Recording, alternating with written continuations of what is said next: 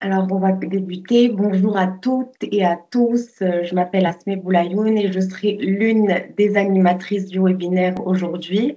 En co-animation avec ma collègue Karina Christea, nous sommes ravis de vous accueillir à ce webinaire organisé dans le cadre de la 5e semaine de la mission universitaire du CSUS, du Centre-Sud de Montréal.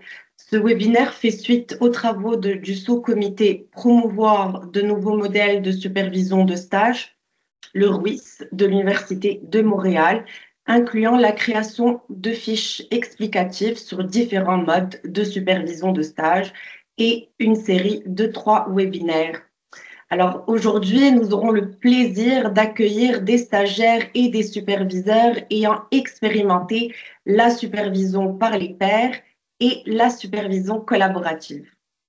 Donc avant de commencer, j'aimerais aborder quelques points techniques. Pour le moment, vos micros sont fermés. Nous avons prévu de courtes périodes de questions après chaque partie du webinaire et nous vous donnerons le droit de parole à ce moment-là si vous avez des questions. En attendant, n'hésitez pas à utiliser le clavardage pour toute demande d'aide technique. Je vous rappelle également que ce webinaire est enregistré.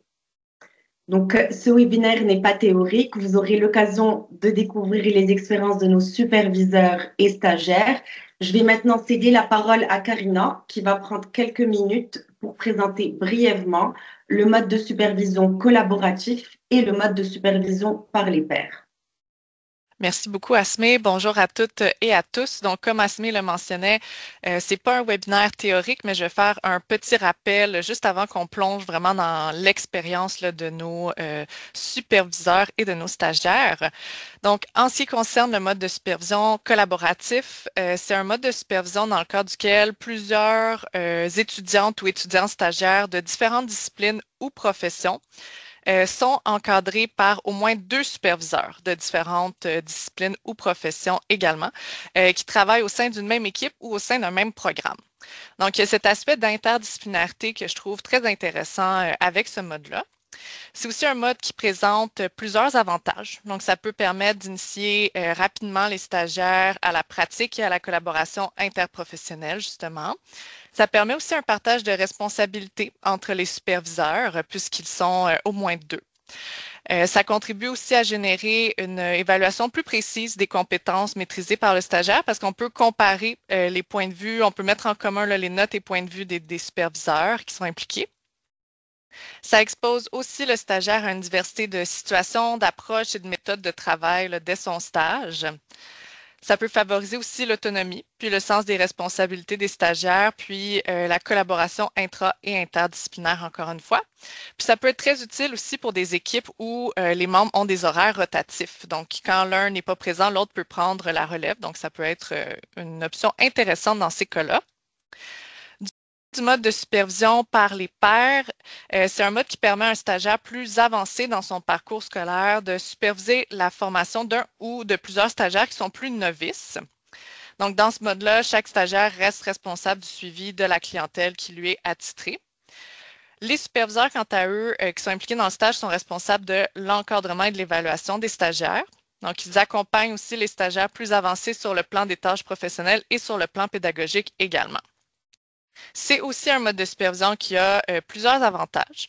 Ça peut permettre d'augmenter la capacité d'accueil sans amplifier de façon marquée la charge de travail des superviseurs. Ça permet aussi un soutien entre les stagiaires. Ça favorise des relations collégiales entre pairs, puis ça permet de réduire le stress aussi. Et ça permet aux stagiaires d'être exposés à une multitude de situations qui peuvent être plus complexes, puis d'acquérir des compétences aussi en soutien pédagogique. Merci Karina pour cette explication très intéressante. Dans ce webinaire, nous aborderons ces modes de supervision de stage avec nos 3 panélistes que je vais introduire tout de suite afin de tirer profit de leur expérience de supervision au cours desquelles elles ont utilisé ce mode. Donc, pour nos panélistes qui ont un rôle de superviseur de stage, je vous présente Amélie Turcotte, psychoéducatrice à la direction de la protection de la jeunesse depuis 9 ans, actuellement coach et superviseur de stage depuis 4 ans. Elle est également impliquée dans de nombreux projets d'amélioration de la pratique, dont l'animation d'ateliers et de formation aux nouveaux employés. Amélie est également impliquée dans les nombreux comités ayant comme objectif le développement du centre d'expertise régional à l'enfance et la famille, et à la famille, le CER, le CERF. Alors, pardon, docteur Valérie Charbonneau, qui est médecin de famille au GMFU, donc groupe médecins-famille universitaire du sud de la Nodière. Elle est aussi chargée d'enseignement clinique à l'Université de Montréal et directrice adjointe de l'enseignement au CIS La Nodière. Elle est en pratique depuis 10 ans. Elle fait maintenant principalement de la médecine familiale en bureau et de l'enseignement auprès d'étudiants en médecine. Alors, passons à nos panélistes qui ont un rôle de stagiaire ou résident. Amélie Bélanger, qui est travailleuse sociale au sein de l'équipe évaluation, orientation des signalements à la protection de la jeunesse de Laval. Auparavant, stagiaire en milieu de travail au sein de cette équipe. Donc, elle fait son stage, comme elle a fait son stage en milieu de l'emploi, elle a une double supervision lors de son stage. Elle a aussi un superviseur interne ainsi qu'un superviseur externe. Alors, Alexandra X, j'espère que je le prononce bien, Hicks, résidente en médecine de famille de l'Université de Montréal au groupe Médecins-Famille Universitaire GMFU Claude David à la Nodière. Donc, bonjour à vous quatre et un grand merci d'avoir accepté de participer aujourd'hui. Donc, pour commencer, je vous invite à nous présenter brièvement votre expérience en supervision de stage, que ce soit avec le mode collaboratif ou par les pairs, autant que superviseur ou stagiaire. Nous serions ravis de connaître votre parcours sur ces modes de supervision. Qui veut commencer? Je peux y aller, je peux commencer si vous voulez. Dans le fond, moi, je suis au GMFU, donc vraiment, c'est comme un bureau avec des résidents. J'étais aussi à l'hospitalisation, donc ça fait 10 ans là, que je fais ça. Donc, je commence à avoir quelques exemples en tête éventuellement, mais dans le fond, on travaille principalement là, avec la supervision par les pairs. Hein. C'est vraiment comme ça que ça fonctionne en médecine à tout le moins. Donc, il y a beaucoup d'étudiants de différents niveaux. Donc, vraiment une pyramide là, d'enseignement. Ça permet effectivement d'avoir un accueil de stagiaires, puis ça permet aussi d'exposer les résidents, les étudiants plus juniors, effectivement, une panoplie de cas. D'en discuter aussi, c'est parfois moins intimidant que de discuter directement avec ce qu'on appelle en médecine les patrons, là, donc les médecins superviseurs.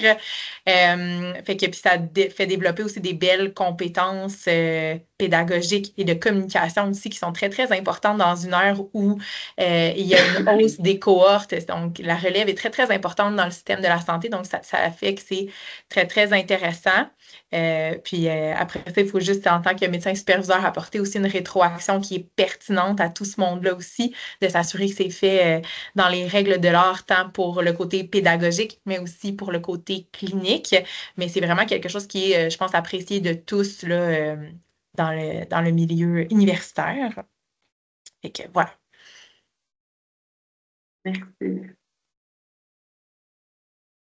Si je peux continuer un petit peu, là, moi, en tant que supervisée, et on a aussi des fois le rôle de superviseur auprès de nos pairs. Là, on fait avec donc comme le Dr Charbonneau m'a expliqué, il y a vraiment un peu la pyramide en médecine. Dans le fond, il y a les étapes de notre parcours. Fait qu'on commence comme externe, puis par la suite comme résident, puis auparavant, on est étudiant en médecine. Donc, ça nous permet de voir différentes formes de supervision à travers nos multiples années. Beaucoup de superviseurs, on change pratiquement au mois dans nos premières années, puis par la suite, il y a une certaine stabilité au niveau des superviseurs, ce qui change beaucoup là, les types de rétroaction, notre apprentissage à ce niveau-là, ça fait vraiment plus un continuum qui est beaucoup plus développé à long terme. Ça nous permet là, également de développer donc des liens, des rétroactions qui sont plus personnalisés que lorsqu'on voit des superviseurs changer plus fréquemment.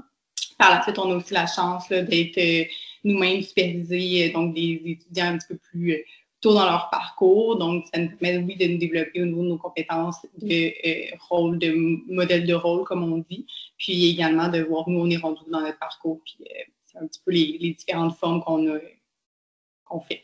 Voilà.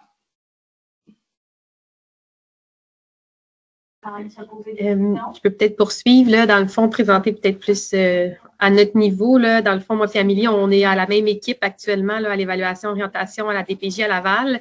Nous, on a un modèle, dans le fond, de stage. Là, on accueille un grand nombre de stagiaires. Là. Actuellement, on a 15 stagiaires pour 4 superviseurs de stage et qu'on fonctionne vraiment en équipe.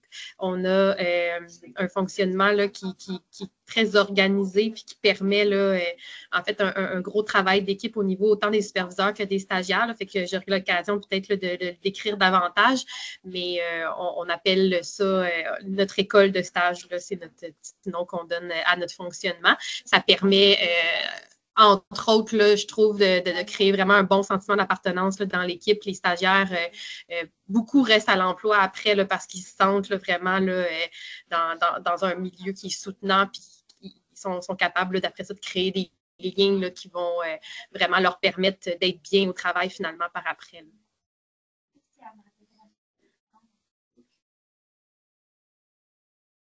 Si je peux ajouter, là, en fait, oui, c'est ça. Moi, j'étais stagiaire l'année passée dans l'école de stage là, à la DPJ Laval. Puis, est-ce que vous m'entendez bien? Oui, OK, parfait.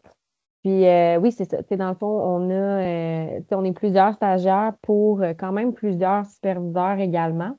Puis, de mon côté à moi, puisque j'étais en stage en milieu d'emploi aussi, j'avais également la chance d'avoir un superviseur externe qui ne faisait pas partie de l'organisation là, de la DPJ aussi. Fait que c'est vraiment, c'est là aussi que ça amène un mode de supervision différent qui devient quand même assez intéressant également, là, qu'on pourra discuter davantage tout à l'heure.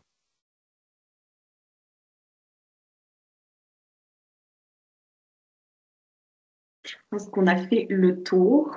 On va plonger dans ce qui est intéressant. Je vais passer la parole à Karina. Oui, donc merci beaucoup à toutes pour vos présentations. On voit déjà des beaux éléments de vos expériences justement avec ces modes de supervision-là, juste dans vos présentations. Donc, j'ai très hâte de passer aux questions justement. Je vais débuter avec la première partie du panel qui va être davantage axée sur des témoignages. Donc, je vais spécifier à chaque fois si ma question s'adresse vraiment à ceux qui ont un rôle de superviseur ou celles qui ont présentement là, un rôle de stagiaire ou résidente ou qui ont eu récemment un rôle de stagiaire. Donc, ma première question s'adresse à nos superviseurs de stage. Est-ce que vous pourriez partager un exemple d'une situation où vous avez eu à adapter votre approche pour mieux répondre aux besoins d'une stagiaire, d'un ou d'une stagiaire? Voilà, qui veut commencer? Je peux commencer. En fait, j'ai quand même plusieurs exemples en tête. Là. En fait, moi, ce qui ressort là, de mes années d'expérience de supervision de stage, c'est que ça vaut la peine de s'adapter à chaque stagiaire dans qui ils sont.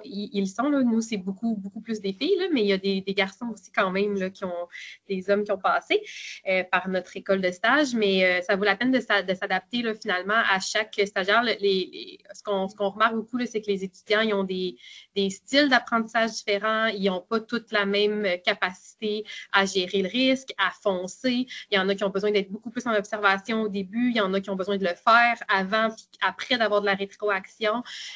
Donc, moi, ce que je pourrais dire, là, c'est que je m'adapte en fonction de chaque individu que j'ai devant moi. Puis le fait qu'on soit plusieurs superviseurs de stage, je trouve, en tout cas moi, dans mon expérience, peut m'apporter du support à ce niveau-là, c'est-à-dire aller consulter mes collègues, de dire, ben j'ai remarqué que telle stagiaire était peut-être un petit peu plus réticente à tel niveau. Est-ce que tu as des trucs, des conseils à me donner? Puis des fois aussi, au niveau du pH de personnalité, ben on peut aller chercher du support au niveau de peut-être qu'un autre superviseur a une approche qui correspond peut-être mieux là, à la stagiaire. Donc, on ne se gêne pas non plus pour aller chercher de l'aide pour justement être en mesure de bien répondre aux besoins de la stagiaire, là, puis de personnaliser finalement là, le mode de supervision en fonction de qui elle est puis de qu'est-ce qu'elle a besoin là, dans son cheminement.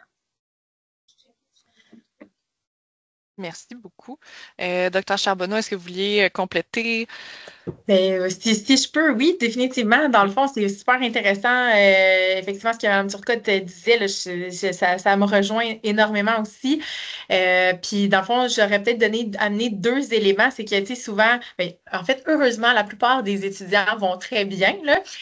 Mais des fois, quand c'est plus difficile, puis des fois, c'est même ardu pour nous de déterminer qu'est-ce qui fait que c'est plus difficile, tu sais, nous, pour élaborer un diagnostic clinique, différentiel, le plan. Est-ce que c'est une problématique de connaissance? Fait que ça, on est vraiment des enquêteurs et tout ça, puis ça vaut la peine pour les gens qui en font pas. On va dans le bain, puis on en discute effectivement entre collègues, puis c'est très intéressant après ça d'aller se former à différents niveaux. Là, ça n'a pas besoin non plus d'être des formations épouvantables, mais c'est super intéressant pour aider les stagiaires à bien voir qu'est-ce qui est le réel problème pour pouvoir apporter des solutions. Fait que ça, c'est extrêmement intéressant. Puis je pense que ça apporte beaucoup à l'étudiant qui, des fois, c'est des petits détails puis qui font en sorte qu'après ça, son parcours là, va vraiment, vraiment mieux. Donc, c'est ultra valorisant puis c'est évidemment très positif pour l'étudiant.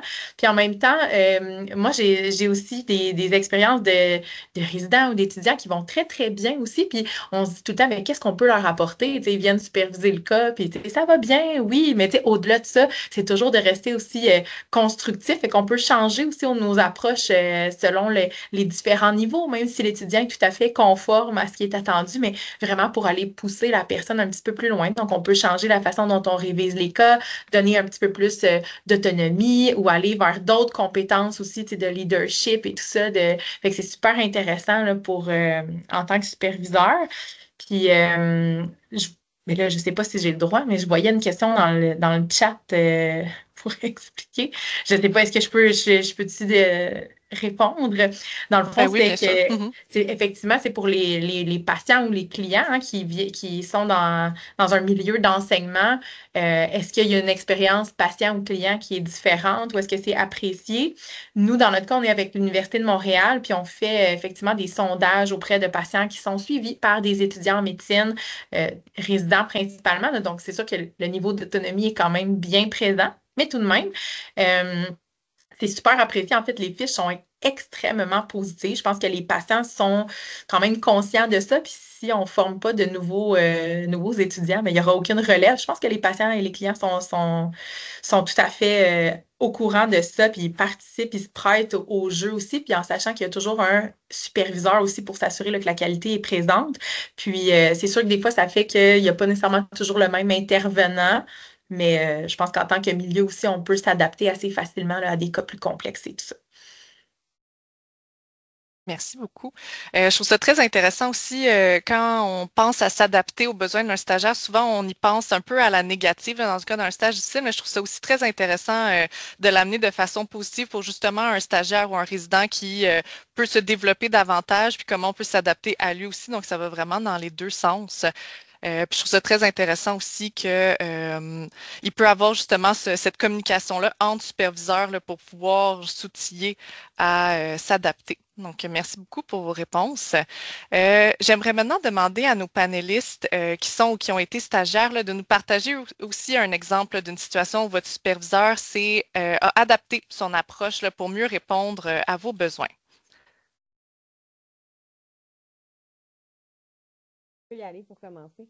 En Parfait. fait, tu sais, moi, ce que j'aurais envie de dire, c'est le fait d'avoir, moi, comme tu expliquais, j'ai eu deux superviseurs, donc un superviseur interne qui faisait partie de l'organisation, puis un superviseur externe, donc qui était affilié à mon milieu universitaire, puisque j'étais en milieu d'emploi là, pour s'assurer qu'on a vraiment qu'on ait une distinction aussi.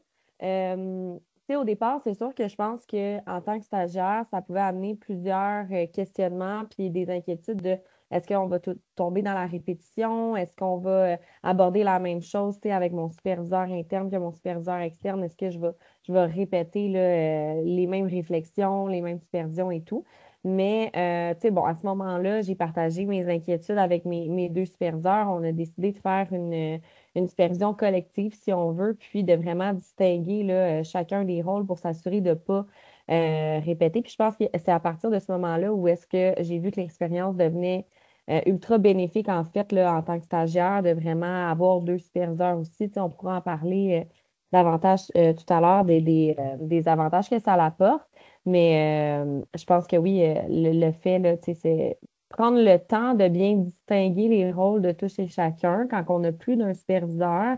Pour la personne stagiaire, c'est ultra important parce que c'est là que aussi, tu sais, tu sens que tu ne tombes pas dans la répétition, puis tu sais, que tu sens que, bon, OK, si j'ai un besoin pour une chose précise, je vais m'adresser à telle personne et vice-versa. Fait que ça, c'était par rapport à mon expérience d'avoir un superviseur interne et externe, mais aussi en lien avec l'école de stage qu'on a à Laval, le fait que, oui, j'étais affiliée à une superviseure à l'interne en tant que telle qui regardait les dossiers avec moi, mais le fait d'avoir euh, plusieurs autres superviseurs qui sont accessibles quand même aux stagiaires, ben ça nous a permis aussi de s'adapter différemment parce que comment fonctionne l'école de stage, si on veut, c'est que tu sais, vraiment, tu as tous les stagiaires ensemble avec les superviseurs qui sont juste à côté. Donc, tu sais, si une journée, par exemple, ma superviseure est absente ou quoi que ce soit, tu sais, je peux me référer aux autres. Puis selon aussi les degrés de tout dépendant de la problématique avec la clientèle qu'on va avoir, mais tu sais, il y en a qui sont plus spécialisés vers une certaine problématique, d'autres vers l'autre. Donc, on peut se référer quand même là, vers les autres superviseurs pour aller chercher des questions plus précises. Fait que voilà, c'est ce que j'ai à dire. Merci. Fait que oui, je trouve ça vraiment intéressant ce que Mme Bélanger apporte. Puis, dans un sens, nous, comment ça fonctionne, on a différents superviseurs. On a comme un groupe de superviseurs avec un groupe de résidents, on peut dire. Ça fait qu'on est vraiment exposé à beaucoup de modes de pratique différents, d'opinions différentes. Fait que c'était vraiment un travail collaboratif en tout temps.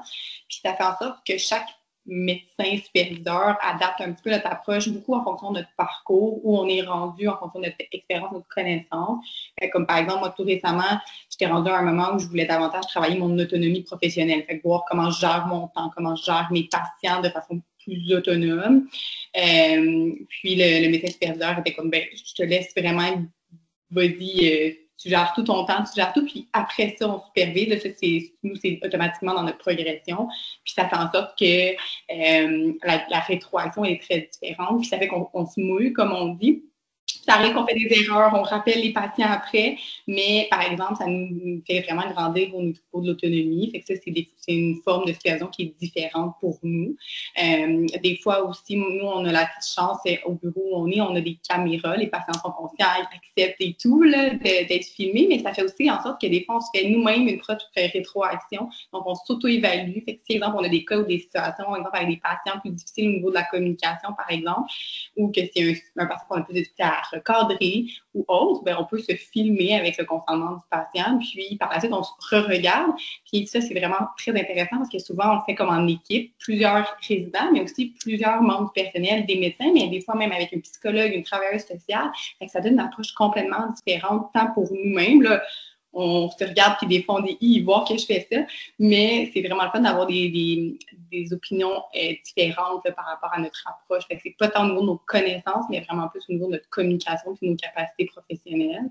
Fait que ça, c'est quand même un mode de supervision que j'ai eu la chance d'explorer au courant de la dernière année, que j'ai trouvé très intéressant et que j'ai demandé de réutiliser personnellement dans des cas où j'avais un petit peu plus de difficultés. Fait que c'est quelque chose qui était vraiment bénéfique. Puis, sans que ce soit filmé, des fois, c'est juste qu'on demande au superviseur, est-ce que ça te dérange d'être là, d'être témoin de la rencontre parce que j'ai besoin d'un petit peu plus d'observation directe à ce niveau-là.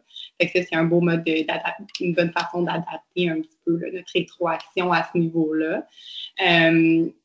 Pour faire du pouce un peu sur la question qui avait été posée, là, le fait qu'on ait des fois plusieurs résidents, par exemple, à être avec les patients, c'est pour nous, en fait, des fois un avantage parce que ça fait en sorte on peut se parler entre résidents après. On fait comme plus une rétroaction en nous de comment est-ce qu'on trouve qu'on interagit avec ce patient-là, quel diagnostic on a posé, est-ce qu'on est d'accord, pas d'accord entre nous. Fait que souvent, les patients ils trouvent ça un avantage. Comme moi, je le dis, des fois, je dis on est deux médecins pour le prix d'un, mais c'est surtout qu'entre nous, on en parle après des cas, puis c'est vraiment intéressant de voir est-ce que mon collègue a eu les mêmes enjeux, par exemple, face à ce patient-là que moi ou non, puis comment il a abordé ça. Fait que c'est aussi, on peut le voir comme un avantage de ce côté-là. C'est un petit peu les différentes C'est ça que je peux dire comme exemple. Parfait, merci beaucoup.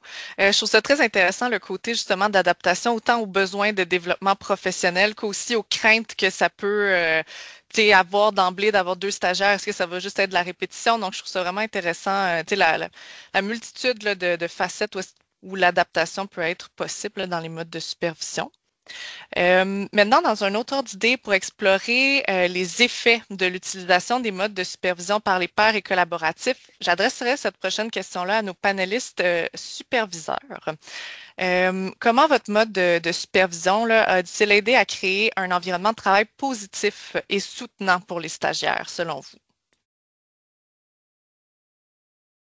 Je peux y aller. Dans le fond, nous, effectivement, comme on le disait, là, il y a vraiment on est comme une quinzaine de superviseurs avec une vingtaine à peu près de résidents.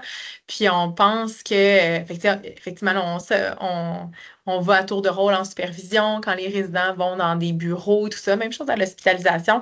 Et comme Alexandra le disait, là, nous aussi, on en discute de ces supervisions-là. On discute des résidents, évidemment, toujours positivement, de façon constructive. Fait qu'il il y a même des réunions là, très, très officielles pour justement accompagner les étudiants pour leur développement et tout ça, puis de voir s'il y a des petites lacunes. Tout de suite, on peut réagir. Fait que ça, on pense que ça les aide beaucoup, beaucoup dans leur parcours.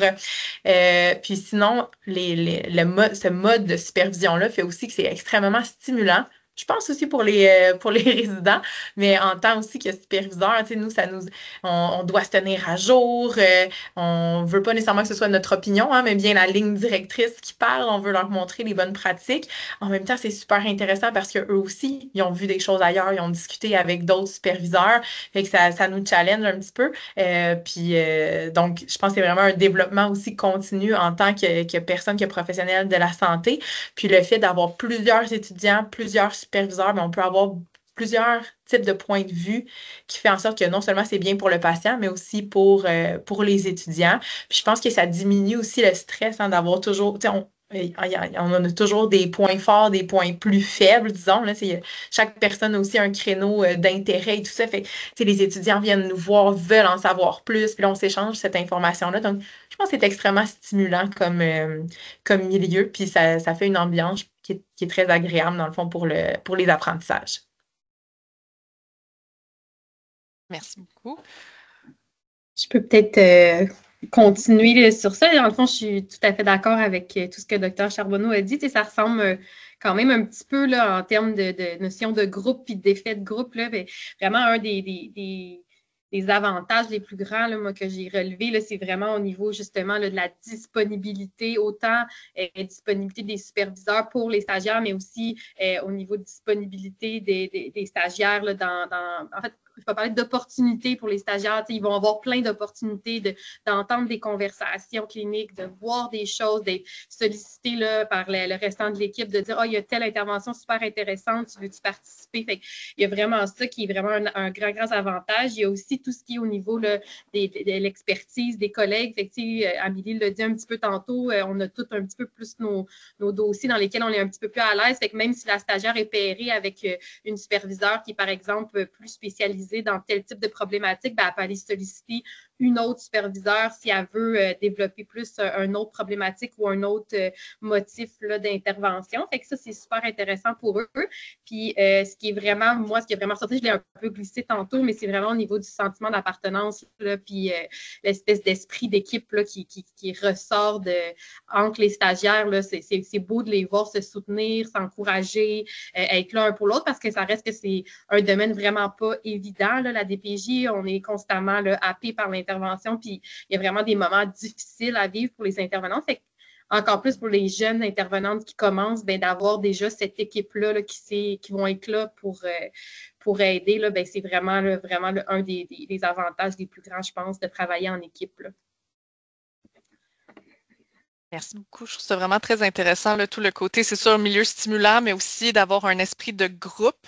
Puis j'ai beaucoup aimé le terme opportunité là, pour les stagiaires, là, parce que je pense que c'est vraiment ça, en fait. Donc maintenant, en complément, du côté de nos panélistes qui sont ou qui ont été stagiaires ou résidents, en quoi le mode de supervision a influencé votre autonomie et votre capacité à prendre des décisions durant le stage? Je pense que Madame X, vous en avez glissé certains éléments tout à l'heure. Donc, je vous laisse peut-être développer davantage là-dessus. Oui, exactement. Fait que si je peux comme continuer un peu dans ce sens. Fait que dans le fond, nous, comment ça fonctionne? Au travers de nos années d'études, au début, on est vraiment plus pairé avec un médecin 1 à 1, surtout qu'on fait des stages davantage ciblés dans différents domaines. Donc, chaque médecin, souvent, on va davantage une expertise propre à eux. Donc, c'est sûr que ça fait beaucoup plus de la supervision directe où on va des fois nous faire beaucoup d'observations au début de notre parcours en médecine. Puis c'est là qu'on va acquérir beaucoup de compétences, beaucoup plus techniques, si je peux dire. Par la suite, à travers notre progression, on va avoir un mode de supervision qui favorise beaucoup notre autonomie parce que on commence la résidence, on a nos propres patients, on a des pourcentages de tâches, d'autonomie, puis on va avoir plus une supervision, comme Dr. Charbonneau expliquait, là, un peu comme de groupe. Donc, à chaque période, là, on va avoir un médecin qui est associé à nous, mais c'est beaucoup plus varié.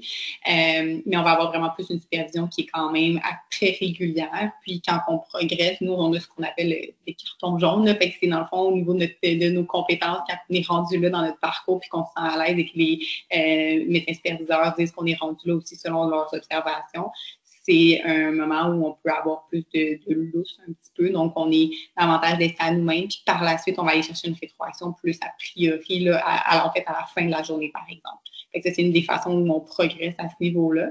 Puis également, les médecins sont quand même, les médecins superviseurs sont quand même très soucieux de ça. Fait que souvent, là, ils vont nous demander est-ce que tu te sens à l'aise?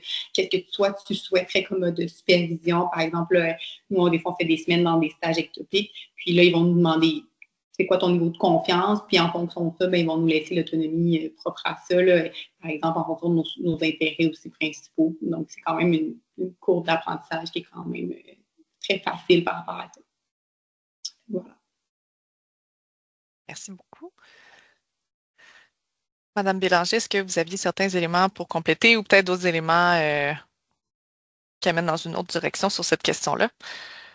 Oui, ben, tu sais, ce que je réalise en train de parler, c'est que malgré qu'on a des modes de supervision différents, ben, dans le milieu médical, puis nous, dans notre milieu DPJ, mais on a quand même beaucoup de styles à certains égards, tu sais, comme le fait de justement être beaucoup dans la supervision d'équipe et de groupe, là, je pense que c'est quand même très similaire d'un point de vue à l'autre.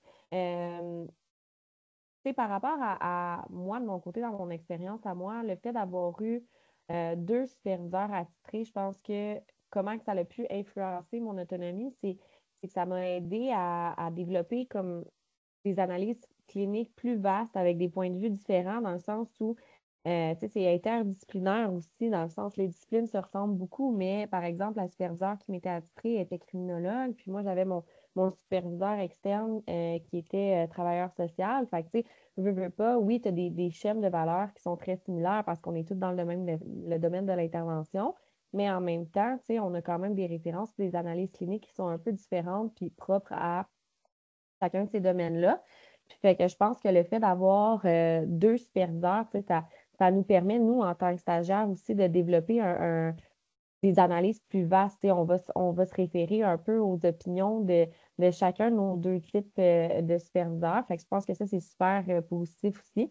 Puis, pour ce qui est de développer davantage notre capacité, tu sais, notre autonomie dans notre capacité à prendre des décisions, c'est que personnellement, comment je pourrais l'expliquer, c'est que le fait d'avoir plusieurs superviseurs, non seulement un interne, un externe, mais aussi d'avoir accès aux autres superviseurs dans l'école de stage à Laval, je pense que ça t'amène à développer plus rapidement ton sentiment de confiance envers tes capacités comme stagiaire. Parce que le fait de jaser, par exemple, tu sais, de discuter de ton point de vue, de ton analyse par rapport à une décision que tu veux prendre avec un superviseur, ben là, tu sais, tu te fais comme te fais rassurer, tu te fais valider dans tes opinions. Fait que là, aller le présenter à ton autre superviseur, ben là, tu deviens plus en confiance rapidement.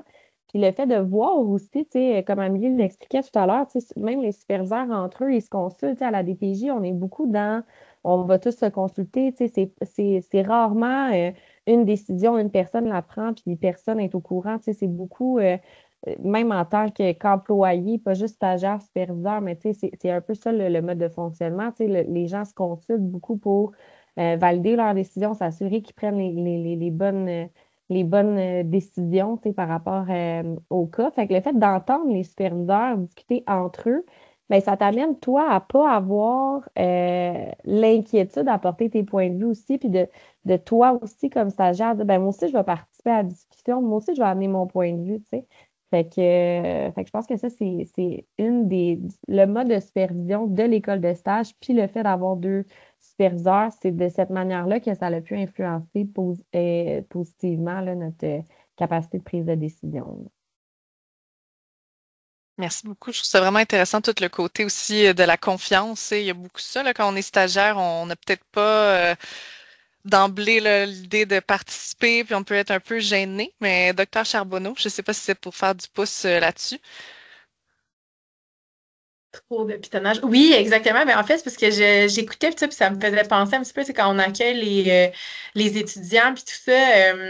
Tu sais, quand il y a plusieurs étudiants aussi de plusieurs niveaux, j'ai comme l'impression que c'est un peu comme ça aussi dans votre milieu, mais tu sais, ça va vraiment du jour 1, tu sais, de l'accueil aussi. Oui, il y a les superviseurs, mais il y a quelque chose qu'on ne pourra jamais donner que des collègues aussi, étudiants et stagiaires, là, de mettre en confiance, partager des petits trucs et tout ça, des choses de base, là. Fait que ça, je pense que c'est extrêmement riche aussi comme milieu, là, tu sais, entre les étudiants, ça s'aide beaucoup. Puis on a la chance aussi au GMFI d'avoir plusieurs autres étudiants, là, donc, tu sais, infirmières, pharmaciens, tout ça. Fait que ça aussi, ça vient, tout ce monde-là se côtoie, puis je pense que c'est extrêmement bénéfique pour tout le monde. Puis les gens se connaissent, puis ils restent après. Fait que c'est très intéressant.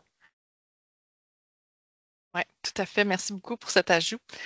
Ça mettrait fin aux questions pour la partie du panel là, qui est ce qui est axé sur les témoignages. Donc, merci vraiment pour vos réponses. On va maintenant prendre une ou deux questions du public, là, essayer d'être très, très, très succinct. Donc, si vous avez des questions, je vous invite à lever la main, puis on va vous donner la permission d'ouvrir votre micro et votre caméra. Donc, est-ce que les éléments là, amenés par nos panélistes jusqu'à maintenant ont fait émerger des questions là, pour vous?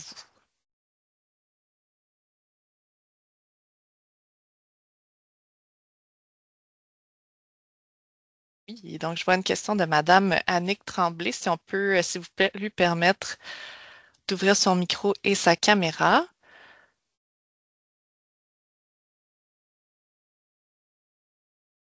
Ah, je pense que maintenant, vous avez la possibilité d'ouvrir votre micro, si je ne me trompe pas. Oui. Oui, parfait. OK. Bonjour, c'est super intéressant. Je vois vraiment la plus-value. Moi, ça fait 30 ans à peu près que je fais de la supervision. J'ai commencé très tôt dans ma pratique, puis je suis en fin de parcours. Ce que je trouve qui est intéressant, c'est à la fois, je pense, pour les supervisés que pour les superviseurs. Par contre, je trouve aussi que ce qui est intéressant dans ce que vous présentez, c'est que votre organisation, vos programmes se sont structurés pour donner l'opportunité de créer quelque chose de soutenu. Puis moi, ce que je vois avec les années, c'est que c'est de plus en plus difficile. Moi, j'ai pas de collègues qui prennent de stagiaires à part moi. Il y a des gens qui, des fois, veulent être co-superviseurs, puis après, ben, c'est comme si pour moi, ça devient presque une surcharge parce que je m'occupe d'une nouvelle superviseure en même temps que d'un stagiaire.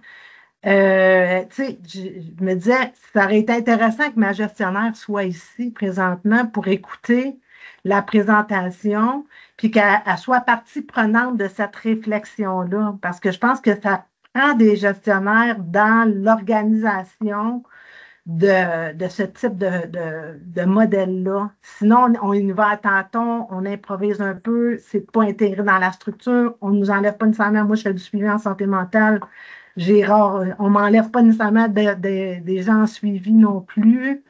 Fait qu'il y a comme quelque chose d'organisationnel à réfléchir, je pense. C'est très intéressant. Je tiens juste à dire avant de donner la parole à Mme Turcotte, que je vois qui a la main levée, que le webinaire va être enregistré. Donc, si jamais, vous pouvez le partager aussi à votre gestionnaire par la suite, si jamais. Donc, voilà.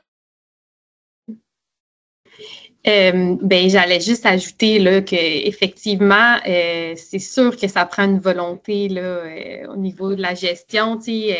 Nous, quand on a débuté l'école de stage il y a 4 ans, même ça va faire 5 et tout, parce qu'au début, c'était très embryonnaire, là, mais c'est sûr qu'on avait là, pas carte blanche, mais presque là, au niveau de comment on voulait monter ça. On avait toujours le support de notre gestionnaire, mais elle nous a laissé beaucoup de marge de manœuvre là-dedans, puis beaucoup de le choix de nos décisions. Fait que c'est vraiment, ça vient de même plus haut que notre gestionnaire direct, là, la volonté de dire on veut prendre des stagiaires, puis on veut inculquer ça, puis qu'il y en ait dans l'équipe. Puis c'est sûr qu'on ne peut pas passer à côté. Nous, on a été au début enlever nos charges de cas, les 4 superviseurs, là, on a vraiment eu un retrait de nos charges de cas complètes au début pour permettre de prendre des nouveaux dossiers avec les stagiaires.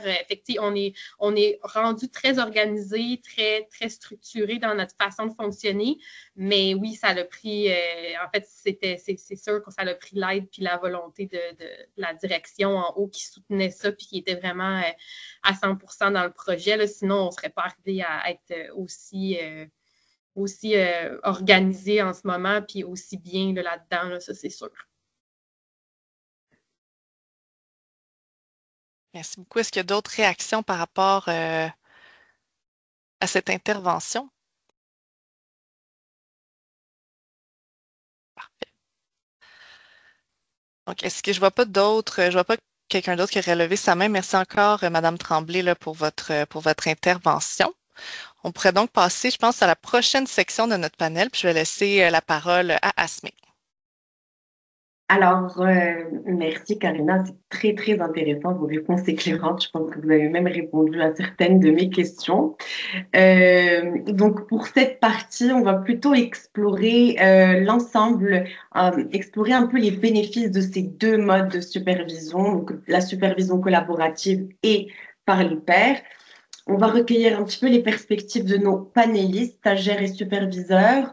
Je vais commencer par une question adressée à la fois aux superviseurs et aux stagiaires. Je pense que ça va être la seule question, parce que je pense que vous avez déjà répondu à une autre, à l'autre qui était adressée seulement aux superviseurs. Donc, à nos superviseurs et à nos stagiaires, quels sont les plus grands avantages du mode de supervision collaboratif et mode de supervision entre les pairs stagiaires et résidents?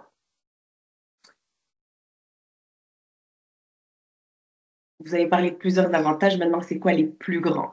Quelle est celle que vous voulez qu'on retienne un petit peu? Je pourrais peut-être me lancer pour commencer. C'est le fait, je pense, d'avoir 2 superviseurs. Pour moi, le plus grand avantage, ça a été d'être en mesure de rester centré sur mon rôle professionnel de travailleur social. Je m'explique, c'est que souvent, quand on arrive dans une organisation, tu sais, avec ton superviseur interne, oui, le superviseur va t'amener à développer ton identité professionnelle, mais va beaucoup être centré sur la tâche d'apprendre à comment faire la tâche dans cette organisation-là. Donc, comment intervenir, nous, à la protection de la jeunesse au niveau de l'évaluation des signalements à la DPJ. Fait que, tu sais, c'est beaucoup ça que tu apprends au départ. Fait que, comme stagiaire, fait que le fait de pouvoir avoir 2 superviseurs, tu sais, ça m'a permis de développer davantage, je crois, mon identité professionnelle parce que je développais, tu sais, l'aspect centré sur la tâche avec mon superviseur interne, puis versus avec les supervisions que je faisais avec mon superviseur externe qui ne faisait pas partie de l'organisation. Fait que, tu sais, on avait je pouvais voir vraiment les 2 pôles avec, tu sais, les valeurs là, qui étaient les valeurs de travailleur social versus les valeurs de l'organisation. Fait que ça m'a vraiment permis de développer mon identité professionnelle, comme je le disais, mais aussi une analyse critique là, qui me permet d'aller chercher, je dirais, un peu les 2 pôles. Fait que pour moi, ça a été le plus grand avantage. Merci. Qui veut rajouter quelque chose? Docteur Charbonneau. Mais oui, en fait, tu sais, je pense qu'on en a effectivement parlé, mais l'avantage de ces supervisions-là, je pense, pour l'étudiant, c'est la variété de cas, l'exposition tant à la clinique, mais aussi effectivement aux superviseurs, plein de styles, plein de gens qui ont des intérêts différents. Donc, ça crée, on voit aussi plein de gens qui ont un rôle de modèle. Fait que l'étudiant peut aller vraiment chercher les différents éléments qui lui plaît pour forger sa personnalité future. Puis, je mets quand même mon petit chapeau de direction de l'enseignement. Clairement, il y a quand même une hausse des cohortes en médecine, mais aussi, il manque de personnel partout dans tous les services. Puis ça permet vraiment d'accueillir plein d'étudiants, plein de stagiaires. Puis c'est vraiment démontré, là, il y a quand même des taux de rétention supérieurs. Fait que même pour vos services, après, là, des fois, il y a des gens qui hésitent, mais hey, on doit former la relève, c'est intéressant. Puis après ça, ils sont déjà habitués à nos milieux et tout ça. Fait que ça aussi, en tant que plus gestionnaire, ça peut être très intéressant. Super intéressant de ramener ce point, Dr. Charbonneau. Ça sera peut-être Madame Tremblay pourra en parler à sa gestionnaire, que c'est même prouvé. Qui voudrait rajouter des éléments ou développer là-dessus? Mais si je peux faire du pouce sur ça, en effet, ça fait une très bonne rétention. Moi-même, je vais rester au milieu où je suis en ce moment comme stagiaire. Je vais travailler là à partir de l'année prochaine. Mais en effet, moi, je trouve que le plus grand avantage pour moi, c'est le vécu expérientiel, dans un sens qu'on a accès à des professionnels, à des gens qui ont une expérience, oui, en termes d'années de pratique, mais même nos résidents avant qui étaient plus vieux que nous, même si on n'avait pas beaucoup d'écart, on peut avoir vraiment accès à une rétroaction, à des commentaires sur c'est quoi être résident, mais c'est quoi aussi être médecin plus tard, que ça, on n'aurait pas eu accès d'une autre façon que de cette forme de supervision-là. Fait que c'est vraiment cette supervision-là par les pairs, pour moi, c'est extrêmement riche là, en expérience. Puis c'est beaucoup ça, je pense, dans le domaine de travail social, médecine, n'importe quel domaine. C'est qu'on veut devenir des professionnels autonomes, indépendants, mais on veut beaucoup se baser sur qu'est-ce qu'on fait dans telle situation-là. Oui, c'est beau dans les livres et ce qu'on apprend à l'école, mais dans la réalité, des fois, c'est toute une autre chose. Puis ça, je pense que c'est beaucoup en travaillant avec d'autres professionnels puis avec nos pairs qu'on peut acquérir ça. Puis également, le fait de faire même de la supervision par les pairs en changeant de rôle, comme nous, quand on prend le rôle de superviseur, ben ça nous développe beaucoup nos compétences plus pédagogiques, de voir comment nous, on se sent dans ce rôle-là. Est-ce que c'est quelque chose qui nous intéresse à long terme? Puis aussi d'avoir un peu comme le revers de la médaille, je trouve que c'est très, très enrichissant. Là. Fait que c'est pour moi deux grands avantages, entre autres, du modèle de supervision par les pairs. Madame Turcotte, vous voulez rajouter quelque chose? Oui, ben en fait, je voulais juste approuver là, toute la question de la rétention là, du personnel. Autant de passer de stagiaires à employés, nous, on remarque qu'on les garde vraiment, vraiment plus. Et aussi, même après, on a augmenté notre taux de rétention là, au niveau du nombre d'années qui restent à l'emploi. Là, fait que je dis ça comme ça. Fait que ça a vraiment déposé. Au niveau organisationnel, admettons, c'est le plus grand avantage. Mais pour ce qui est là, des plus au niveau vraiment pour les stagiaires, là, c'est vraiment, ça rejoint un petit peu ce que Dr. Charbonneau disait tantôt au niveau des opportunités d'apprentissage, plein de choses à voir. C'est un stage qui est beaucoup plus stimulant, beaucoup plus actif, je trouve, là, que quand il y a seulement une stagiaire dans une équipe. Et aussi, ce que je dirais, là, dans le fond, ce qui me parle plus, c'est vraiment au niveau de leur sentiment de bien-être. J'ai l'impression que les stagiaires sont bien, sont heureuses dans le milieu. Là, je dis heureuse parce qu'en ce moment, c'est juste des filles, là, mais il y a quelque chose quand même dans le côté positif là, que ça crée là, au niveau de l'équipe de stagiaires. Merci pour vos réponses éclairantes. Vraiment, c'est super enrichissant de voir toutes vos approches d'apprentissage et ce renforcement, que ce soit du lien entre équipes ou entre stagiaires et superviseurs. On apprend beaucoup de choses. Donc maintenant, je ne sais pas si on a un petit peu le temps, Karina, de prendre quelques petites questions. Ça passe très vite, effectivement. Oui. Oui, s'il y en a une peut-être, puis ensuite on va passer à la dernière section qu'on va vraiment avoir condensée en fait, parce que les échanges très riches nous ont permis de répondre à plusieurs questions en fait tout au long du webinaire sans qu'on ait nécessairement à les poser. Je vois pas de main levée.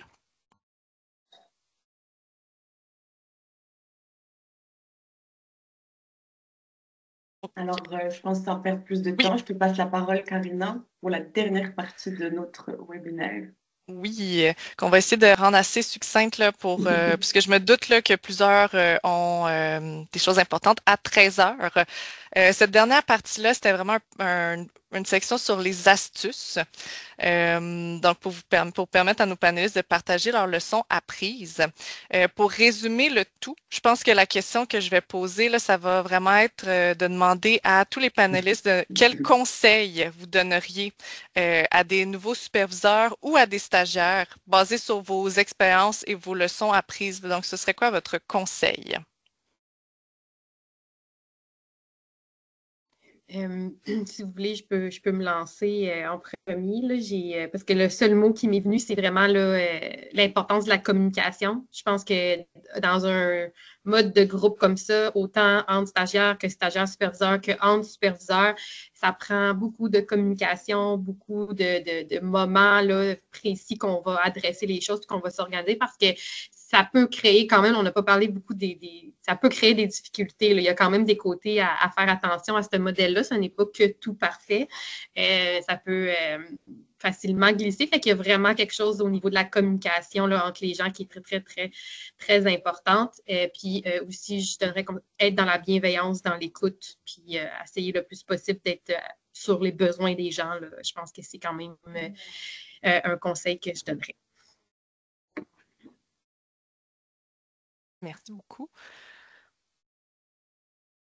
Ben, je peux y aller, je suis totalement d'accord en passant avec Mme Turcotte, je m'en allais dans cette même veine-là, surtout avec les générations, hein, c'est super intéressant, le mode de rétroaction aussi là, change avec les générations, ils ont besoin de d'autres choses que dans le temps et heureusement ça va en s'améliorant. Là. Mais dans le fond, je voulais aussi dire, protégez-vous du temps, hein, je pense que le fait d'avoir du temps pour faire de la supervision, ça prend pas nécessairement plein de temps, mais ça fait que c'est beaucoup plus agréable. On est présent pour nos étudiants, on est disponible aussi pour le faire adéquatement. Fait que j'aurais peut-être ajouté ça, moi, ça fait que c'est beaucoup plus viable aussi. Parfait, merci beaucoup. Mais je peux y aller là, plus pour le rôle si je prends vraiment le rôle de superviser.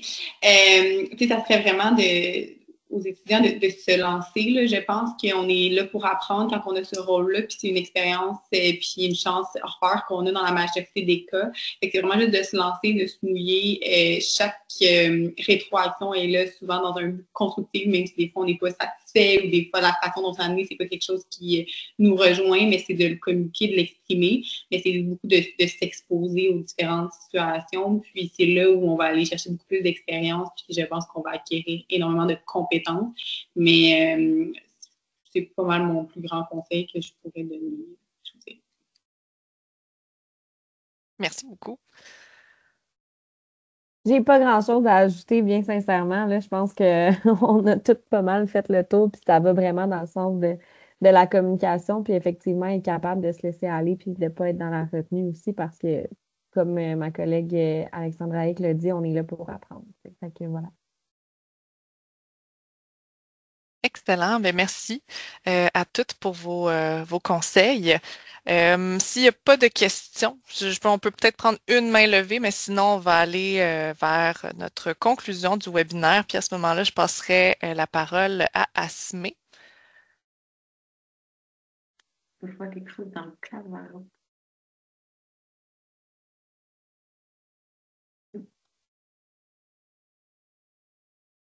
Il n'y a pas, je pense qu'il n'y a pas de questions.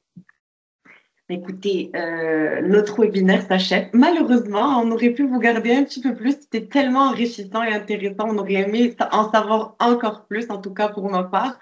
J'espère bon, merci d'avoir été des nôtres d'abord. Et puis, j'espère au public, que les panélistes vous ont inspiré avec leur expérience de supervision et que vous allez peut-être vous lancer dans ces modes de supervision et les expérimenter à votre tour.